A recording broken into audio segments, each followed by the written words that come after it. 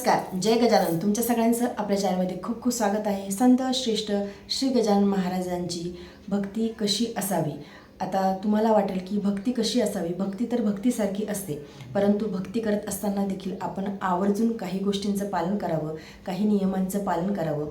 प्रत्येकजण वेगवेगळ्या पद्धतीने महाराजांची भक्ती करत असते. म्हणजे श्री गजानन महाराजांची भक्ती, सेवा, उपासना, साधना करण्याची प्रत्येकाची पद्धती वेगवेगळी असते. म्हणजे कोणी श्री गजानन विजय ग्रंथाचं पारायण करतात, वारंवार त्यांचं पारायण चालू असते, किंवा कुणी नामस्मरण करतात, किंवा कुणी शेगावच्या वाऱ्या करतात. म्हणजे दर गुरुवारी शेगावला जातील, किंवा दर महिन्यातून एक वेळ शेगावला जातील, किंवा वर्षातून 3-4 वेळेस शेगावला जाण्याचा प्रयत्न करतील, ज्यांच्याकडून पारायण करणं होणार नाही. अशी प्रत्येकाची पद्धती वेगवेगळी असते गजानन महाराजांची भक्ती करण्याची. परंतु आपण कोणत्याही पद्धतीने जरी भक्ती केली, त्यामध्ये जर का आपलं मन स्वच्छ नसेल, आपल्या मनामध्ये दुसऱ्यांच्या विषयी द्वेष असेल, किंवा आपण एक प्रकारची जेलसी म्हणू, दुसऱ्यांबद्दल आपल्या मनामध्ये असूया असेल, तर मग आपली भक्ती कोणत्याही प्रकारची असो ती महाराजांपर्यंत पोहोचत नाही. त्यासाठी आपलं मन हे अतिशय स्वच्छ असावं, सुंदर असावं, दुसऱ्यांच्या विषयी कधीही मनामध्ये द्वेष नसावा. तेव्हाच आपली जी भक्ती आहे ती महाराजांपर्यंत पोहोचते. जेव्हा आपण श्री गजानन महाराजांची भक्तीमध्ये खूप आकंठ बुडून गेलेलो असतो, तेव्हा आपल्यामध्ये अनेक बदल घडायला सुरुवात होतात. जसं की आपल्याला एकांत फार आवडतो, म्हणजे आपण एकांत प्रिय होतो. जे गजानन महाराजांचे भक्त असतात, आपण भक्तीमध्ये एवढं रममान होऊन गेलेलो असतो की कुठल्याही एका एकनिष्ठ भक्ताला किंवा निस्सीम भक्ताला प्रसिद्धी नको असते. म्हणजे तो प्रसिद्धीपासून दूर राहण्याचा प्रयत्न करतो. त्याला म्हणजे असं वाटतं की सगळ्यांना एकटं सोडावं आणि फक्त महाराज आणि मी बस एवढंच माझ्या आयुष्यामध्ये असावं. जेव्हा आपली जी स्थिती आहे या लेवलवरती जाते, तेव्हा आपली भक्ती ही महाराजांपर्यंत पोहोचते. म्हणजे त्यामध्ये कुणाबद्दल कधीही द्वेष नाही, असूया नाही, कुणी काही करो, आपल्याला त्याच्याशी काही देणं घेणं नाही. प्रत्येकाचे कर्म आहेत, प्रत्येकजण बघून घेईन, अशा पद्धतीने आपण तेव्हा वागायला सुरुवात करतो. जेव्हा आपली भक्ती ही खूप फळाला येते, किंवा आपण समजू शकतो की नेमकं जीवनाचा अर्थ काय आहे. म्हणजे जेव्हा आपल्याला समजायला सुरुवात होते की नेमकं जीवन जगण्याचा अर्थ काय आहे, महाराजांच्या शिकवणीवरती आपण चालण्याचा प्रयत्न करतो. म्हणजे आपल्या मनामध्ये कधीच कुणाविषयी द्वेष येत नाही. जेव्हा आपण महाराजांची भक्ती करत असू आणि थोडा जरी द्वेष आपल्या मनामध्ये आला, म्हणजे कधी असं होते की समोरचा काहीतरी बोलतो आणि आपण त्याचा उलट विचार करतो. म्हणजे त्याच्या मनामध्ये ते असो किंवा नसो, परंतु आपण त्या गोष्टीचा उलट विचार करतो, उलट पद्धतीने आपण त्या गोष्टीकडे बघतो. आणि सत्य परिस्थिती ही काहीतरी वेगळी असते. तर जेव्हा आपल्याला खरी परिस्थिती कळते, मग आपल्याला असं वाटतं की आपण उगाचच असा विचार करत होतो, कारण की सत्य तर काहीतरी वेगळंच आहे. त्यामुळे कधीही कुणाच्या विषयी द्वेषी भाव मनामध्ये आणू नये. म्हणजे समोरचा भलेही त्याचं मन वाईट असो, किंवा तो कुत्सित भावनेने काहीतरी करत असो, परंतु आपलं मन हे नेहमी करता स्वच्छच असायला हवं. महाराजांची भक्ती करत आहोत, आपण महाराजांचं पारायण करत आहोत, मग आपण महाराजांच्या शिकवणीवरती चालण्याचा प्रयत्न करावा. आपण जेव्हा भक्ती मार्गामध्ये येतो, तेव्हा आपलं मन हे हळूहळू स्वच्छ व्हायला सुरुवात होते. आणि जर असं मन स्वच्छ होत नसेल, तर मग आपण जी भक्ती करत आहोत ती निरर्थक आहे. म्हणजे त्याचा काही अर्थ नाही. कारण की जो एकनिष्ठ भक्त असतो, जो निस्सीम भक्त असतो, त्याचं मन भलेही अगोदर स्वच्छ नसो, परंतु हळूहळू त्याला जीवन जगण्याचा अर्थ कळतो. तो मनामध्ये, म्हणजे आपण काही ठरवून कुठले मनामध्ये भाव आणत नाही, की मन हळूहळू स्वच्छ व्हायला सुरुवात होते. आपला जो दृष्टिकोन आहे जगाकडे बघण्याचा, तो दृष्टिकोन आपला बदलायला लागतो. म्हणजे महाराजांची भक्ती करत असताना आपण काही गोष्टी आवर्जून कटाक्षाने टाळायला हव्यात. म्हणजे दुसऱ्यांविषयी वाईट बोलणं, किंवा दुसऱ्यांविषयी मनामध्ये द्वेष आणणं, किंवा दुसऱ्यांबद्दल मत्सर असणं, कुणी काही घेतलं तर माझ्याकडे का नाही, ह्या गोष्टी आपल्या मनामध्ये यायलाच नको. माझ्याजवळ भलेही काहीही असो, तो खूप लखपती असो, धनपती असो, करोडपती असो, आपल्याला त्याच्याशी काही देणं घेणं नसायला हवं. आपण नेहमी करता हा विचार करायला हवं की आपल्याजवळ महाराज आहेत, आपल्याजवळ महाराजांची भक्ती आहे, आपल्यावरती महाराजांची कृपा आहे. त्यामुळे आपल्याला जीवनामध्ये कधीही कशाची कमतरता पडणार नाही. आणि सुखी तोच असतो, पैशाने कुणी काही सुखी होत नाही. पैसा किती जरी माणसाजवळ असला तरीसुद्धा माणसाची हव्यास जो आहे, किंवा स्वार्थ जो आहे, किंवा माणसाची जी वासना आहे ती कधीच संपत नसते. जो गजानन महाराजांचा एकनिष्ठ भक्त असतो, महाराजांचा निस्सीम भक्त असतो, त्याला या सगळ्या गोष्टीमध्ये काहीही रस नसतो. त्याला सर्वस्वी माहीत असते की महाराज आहेत. कुणी काही करो, कुणाजवळ काही असो, कुणी काहीही बोलो, तो त्या गोष्टीकडे कानाडोळाच करणार. कारण की सर्वात मोठी श्रीमंती आपल्याकडे आहेत, आपल्याकडे महाराज आहेत.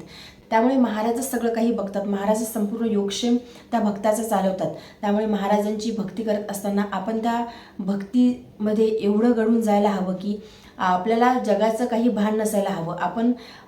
आपण जीवन जगत असताना मान्य आहे की आपण प्रापंचिक लोक आहोत, आपण सांसारिक लोक आहोत, आपल्याला पैसे लागतात किंवा आपल्याला काही वस्तू देखील लागतात. आपलं शरीर आहे, आपल्या शरीराला देखील गोष्टी गरजेच्या असतात. म्हणजे खाणं पिणं अन्न वस्त्र निवारा आपण ज्या गोष्टी म्हणतो त्या सगळ्या गोष्टी आपल्याला गरजेच्या असतात. परंतु तरीसुद्धा बाहेरून जरी तुम्ही कशी जरी दिसत असला तरीसुद्धा आतून हे मन हे स्वच्छ असायला हवं. दुसऱ्यांप्रती प्रत्येकाप्रती आदर असायला हवा. आपल्या मनामध्ये कधीही कुणाच्याच बद्दल द्वेष यायला नको किंवा वाईट भावना यायला नको. या गोष्टीकडे आपण कटाक्षाने लक्ष द्यायला हवं. तेव्हाच आपली भक्ती ही महाराजांपर्यंत पोहोचते. म्हणजे असे अनेकशे भक्त आहेत, त्यांची उदाहरणं आहेत की ते बाहेरच्या जगाला अतिशय सांसारिक वाटतात की हा किती प्रापंचिक मनुष्य आहे, किती सांसारिक मनुष्य आहे, परंतु तो आतमधून त्याची जी भक्ती आहे तो जगापासून लपून ठेवतो. आपली जी सेवा आहे, आपली जी भक्ती आहे ती कधी आपण गुप्त ठेवावी. म्हणजे त्याचा ढिंडोरा जगासमोर पिटायची गरज नाही. फक्त महाराजांना माहिती आहे ना, आपल्याला माहिती आहे ना, तेवढं बस झालं. तेच महत्त्वाचं आहे. म्हणजे जगाला असं दाखवत सुटायचं नाही की मी एवढं पारायण करते. म्हणजे अनेक जण मी असे बघते की ते पारायण करतात आणि सगळ्यांना सांगत असतात की मी पारायण करत आहे, मी पारायण करत आहे. आणि लिटरली त्यांचं जे पारायण आहे की म्हणजे एक श्री गजानन विजय ग्रंथामधला एक अध्याय जर का वाचायचा असला, अतिशय व्यवस्थित शांततेने मनोभावे जर का वाचायचा असला तर 20 ते 25 मिनटं लागतात. म्हणजे सुरुवातीचे अध्याय शेवटचे आला तर भरपूर वेळ लागतो. तर अगदी 5 ते 10 मिनिटांमध्ये त्या लोकांचा अध्याय वाचून होतो. म्हणजे मला प्रश्न पडतो की ही कशी भक्ती आहे. म्हणजे तुम्ही देवाला वेळ देऊ शकत नाही, एक अर्धा तास 1 तास तुमच्या 24 तासामधून. बरं, तुमच्याकडून जर का पारायण करणं होत नसेल तर तुम्ही पारायण करू नका, तुम्ही नामस्मरण करा. परंतु असं काही कामाचं नाही की त्याच्यावरतून फक्त बोटं फिरवायचे आहे आणि जगाला दाखवत सुटायचं आहे. म्हणजे जगाने म्हणायला हवं की बापरे, ही तर किती भक्ती करते, ही तर किती महाराजांची भक्त आहे. जगाने म्हणून काही फायदा नाही. आपल्याला जगासाठी करायचंच नाही, लोक काय म्हणतात यासाठी करायचं नाही, आपल्याला महाराजांच्यासाठी करायचं आहे. महाराज काय म्हणतात किंवा महाराजांची काय इच्छा आहे त्यासाठी आपल्याला करायचं आहे. महाराजांच्यासाठी आपल्याला भक्ती करायची आहे, आपल्याला जगाला दाखवण्यासाठी भक्ती करायची नाही. त्यामुळे आपण भक्ती करत असताना कधीही तुम्ही सांगू नका की मी एवढं नामस्मरण करते. भलेही तुमच्या मनातल्या मनात तुमचं अखंड नामस्मरण चालू राहू द्या, परंतु कुणी जर का समोरून येऊन बोललं तर 2 शब्द त्याला कळू सुद्धा द्यायचं नाही की तुमचं नामस्मरण चालू आहे. तुमचं अखंड नामस्मरण तुम्ही परत तुमच्या मनामध्ये कंटिन्यू करायचं. जगाला काही दाखवायची गरज नाही. आता आपल्या घरचे जे लोक असतात त्यांना तर आपल्याला सांगावंच लागते की मी पारायण करायला बसत आहे. तेवढं सांगितलं ते पुरेसं आहे. परंतु जगभर त्याचा धिंडोरा पिटत बसण्याची गरज नाही. आपण अतिशय सांसारिक मनुष्यासारखं राहावं, प्रापंचिक मनुष्यासारखं राहावं. म्हणजे समोरच्याला व्यक्तीला वाटलं पाहिजे की ही किती सांसारिक आहे, किती प्रापंचिक आहे. परंतु आपल्या मनातला जो भाव आहे तो फक्त आपल्यापुरता आणि महाराजांपुरताच असावा. म्हणजे आपण गुप्त पद्धतीने कधीही भक्ती करावी, महाराजांची सेवा करावी आणि अशीच भक्तीची फलद्रूप होते. म्हणजे आपण म्हणतो ना की कुणाला काही सांगायचं नाही, त्याने नजर लागते, तर भक्तीला देखील नजर लागत असते. आणि अजून एक महत्त्वाची गोष्ट म्हणजे ज्यांना महाराजांमध्ये इंटरेस्ट नाही, आता महाराजांचीच इच्छा असते की कुणी महाराजांची भक्ती करायची किंवा महाराजांच्या जवळ कुणी यायचं, कोण महाराजांच्या भक्ती मार्गामध्ये लागायचं, हे सगळं काही महाराजच ठरवत असतात. परंतु ज्यांना इच्छा नाही त्यांच्यासमोर महाराजांबद्दल सांगणे किंवा महाराज कसे आहे हे सांगणे हे करणे टाळायचं आहे. म्हणजे आता मी अशा देखील बघते बायका की ते कुठल्या तरी महाराजांची किंवा देवाची ते भक्ती करत असतात. मग त्यांना मान येतो, म्हणजे अभिमान येतो त्या गोष्टीमध्ये. तर अभिमान विरहित आपल्याला महाराजांची भक्ती करायची आहे. म्हणजे त्यांना त्या गोष्टीचा अभिमान येतो की आपण जर का दुसऱ्या देवांची कुणाची भक्ती करत असतो, समजा आपण श्री गजानन महाराजांची भक्ती करत आहोत आणि ते अन्य कुठल्या तरी देवांची किंवा महाराजांची भक्ती सेवा उपासना करत आहेत किंवा ग्रंथ वाचत आहेत. आता आपल्याला सगळ्यांना माहिती आहे की चैतन्य एकच आहे. आपण कुणाची जरी भक्ती केली तर आपण सगळेजण एकाच ठिकाणी जाऊन पोहोचणार आहोत. म्हणजे ते स्वामी समर्थ असो, गजानन महाराज असो, साईबाबा असो, दत्त महाराज असो किंवा अन्य देव असो, म्हणजे महादेव आहेत किंवा श्रीहरी नारायण आहेत, कृष्ण हे सगळे त्यांचे अवतार आहेत, राम हे त्यांचे अवतार आहेत, किंवा हनुमान असोत. तो व्यक्ती ज्या देवाची भक्ती करत असेल, देव तर हे सगळे श्रेष्ठच आहेत. त्यांची एकमेकांसोबत तुलना करणे देखील चुकीचे आहे. सगळे देव हे श्रेष्ठच आहेत. परंतु काही बायकांचं असं असते की मी हे करत आहे, मग तू देखील तेच करावं. तू देखील मी जो ग्रंथ वाचत आहे तोच ग्रंथ तू देखील वाचावा. ज्या मंदिरामध्ये जात आहे तू देखील त्याच मंदिरामध्ये यावं. हे करणं चुकीचं आहे, कारण की प्रत्येकाचं जीवन हे वेगवेगळं असते. प्रत्येकाचे जीवनामध्ये पूजा करण्याची पद्धत वेगळी असते. प्रत्येकाचे इष्टदेव देखील वेगळे असतात, गुरु वेगळे असतात. तर आपण ज्या गुरूंची भक्ती करतो आणि समोरच्या व्यक्तीला त्या गुरूंमध्ये इंटरेस्ट नाही, तर आपण खरंच त्या व्यक्तीला सांगत बसण्याची गरज नाही की बघ माझा असं असं आहे. म्हणजे तुलना करू नये. मुळातच कुठल्याही गुरुविषयी तुलना करू नये. असे सगळेजण श्रेष्ठ आहे. आपण एक शुद्र मनुष्य आहोत. त्यामुळे आपण कुणाचं तरी देवाला किंवा कुणाच्या तरी गुरुला कमी लेखून आपले कसे उच्च आहेत हे सांगण्यात काही अर्थ नाही. त्यामुळे ज्यांना इंटरेस्ट नाही त्यांच्याजवळ तर बोलूच नाही. आणि भक्ती ही कधीही गुप्त स्वरूपाची असावी. आपल्या भक्तीबद्दल कुणाला जास्त सांगण्याची गरज नाही. म्हणजे जगाला सांगत बसण्यापेक्षा महाराजांना तुम्ही सांगा.